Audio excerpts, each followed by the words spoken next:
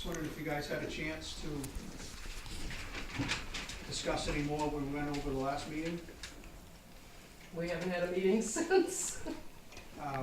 Okay, well, I thought I'd ask, if we could probably get together and discuss some more of the grants and what your decision is and whether you think we should be sending the money back.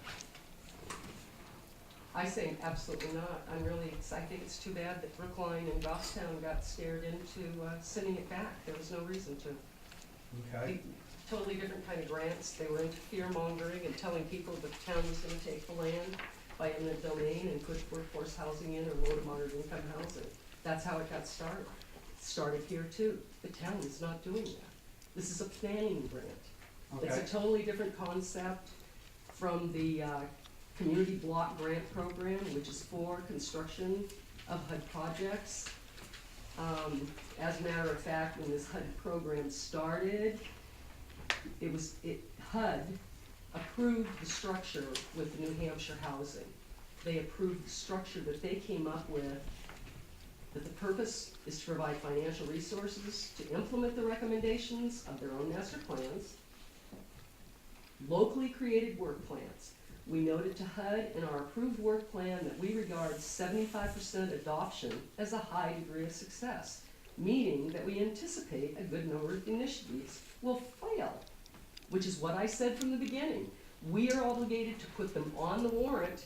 The town is not obligated to accept them. If they fail, done. We have no obligation to go any further. If they're implemented, we're supposed to tell them what's happened. If stuff has changed.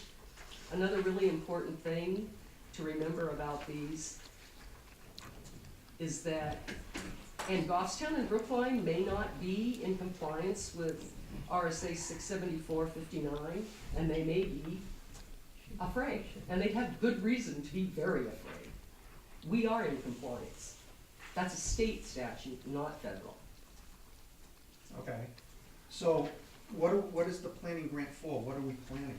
Planning, it was to look at our existing plans to make sure that we are in compliance with 674-59, which is workforce housing statute, which is mandatory, and to see if we could do anything better. And there are a couple of things that were marginal on compliance, but because we have Monadnock Co-op Park, it puts us in compliance. The regional planning commissions have to do studies every 5 years to make sure that all towns in their region have made allowances for, not done, just allowances for workforce housing to be built. And we were lucky. We got it done quickly 2 years ago when it went into effect in 2010. The town's not, all we're doing is saying that these things are allowed. We're not saying they shall be built. So why is there a big push to change the zoning down in the Western Village District? We have not, the planning board doesn't have anything in paper yet. What they've been discussing is smaller lot sizes in all the village districts, not just West Range. Because it says here, ensure that zoning in the West Fringe Village will permit a mix of uses sufficient density to grow a vibrant village center depicted in the charrette. Mhm. Sounds to me like they're intending on doing something. We're not doing I don't know anything, how- we're just gonna allow it. If somebody wants to subdivide their land in West Range Village, and they have enough land to subdivide, if they wanna do it, we will allow it, but we're not saying they have to. We're not saying that we're gonna build multifamily housing, which is allowed, by the way, it always has been.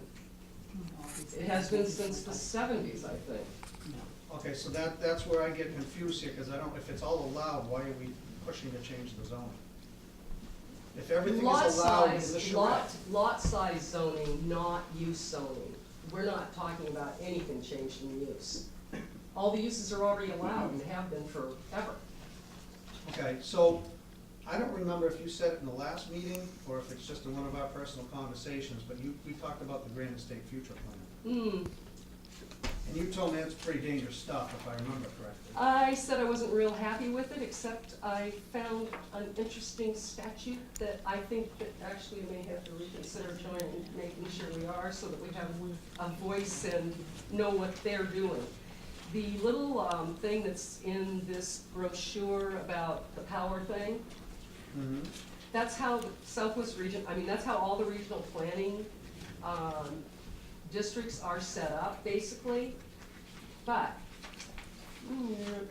the most important thing is no matter what Granite State futures, it's also planning grants. The town's not gonna accept those, the state did. Saving grace.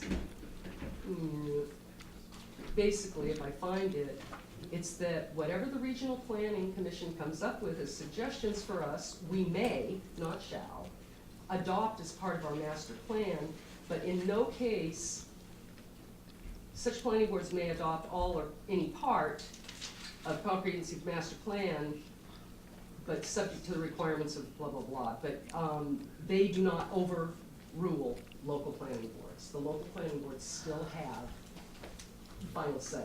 And I didn't know that until I looked this up. But what concerned me was if we aren't part of Southwest, whatever they come up with, we're not gonna have a say in, we're not gonna know it. But we are part of Southwest. Well, we are right now. Right. And We do you haven't talked realize about, that by being part of Southwest, you are part of Granite State Future? yes, because it's put on by the says so right state. here. Yeah, but But you stated to me earlier that you didn't want to dare scary people and you don't want to be involved because I read with the, them. because I read your propaganda. And I'm going, I don't think I like this until I did my own research and looked at the statutes and found out they do not overrule local planning boards. So We you still do- have the last word. So you know that the National Regional Planning Commission is the point of contact for all the other commissions, correct? Correct. And in their statement, it says they are there to ensure that the program is carried out in compliance with all HUD requirements. Right? Do you think HUD's gonna let somebody not be in compliance whether they've joined a grant or not? I don't know, I'm here to ask you questions because there seems to be a lot of uncertainty in all this. Yeah, the HUD, I mean, federal government can rain down on us if they choose to, with or without a grant. They're the, if they say, you don't have enough cheap housing in this town, they can say you need to make allowances for it, and that's basically what the 674-59 statute is about. And the procedure, if you're not in compliance, is scary. Mhm. State-wise, not federal-wise. 674-60 is terrifying for a town that does not make allowances for for workforce housing. Because it takes all authority away from the town. What is the definition of workforce housing? They have to do a survey and decide whether there's wait a minute, I think I have it here. It's actually a formula, that we have to have a certain percentage of properties for rent or properties